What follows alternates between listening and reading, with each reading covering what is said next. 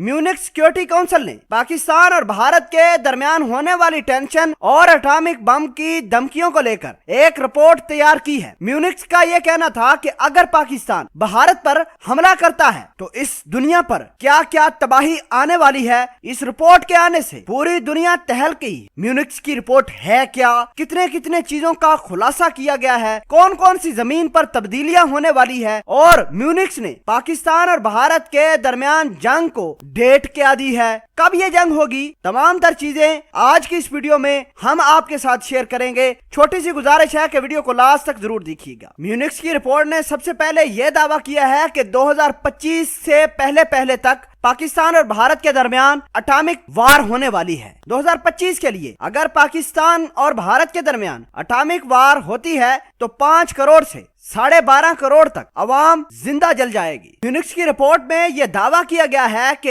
इमरान खान बहुत ज्यादा एटॉमिक वार की बात करते हैं। कराची से लेकर खैबर तक जब भी इमरान खान ने कोई भी जलसा किया है, कोई भी बात की है एटॉमिक वार हेड की, एटॉमिक वेपन्स की या भारत के साथ लड़ाई कश्मीर को लेकर, इमरान खान ने जिक्र जरूर किया है। रिपोर्ट में इस बात का भी जिक्र है कि भारत और पाकिस्तान 5 फरवरी 2019 के बाद एटॉमिक वार की तरफ बढ़ रहे हैं। म्यूनिख की रिपोर्ट में पाकिस्तान ने जो भारत के 2 प्लेन भी गिराए थे उसका भी जिक्र है। रिपोर्ट में यह कहा गया है कि अगर एटॉमिक वार होती है तो 6 से 36 मिलियन टन काला कार्बन आसमान पर छा जाएगा। सूरज की रोशनी में 20 से 35% कमी आएगी। जमीन पर फसलों को लेकर साउथ एशिया में कोई भी 200 साल तक फसल नहीं होने वाली और बाकी दुनिया में फसलों की पैदावार में 20 से 25% कमी वाक़या होगी। समंदर का पानी 5 से 15 फीट ऊंचा हो जाएगा और सबसे खतरनाक बात जो इंसानों की मौत के हवाले से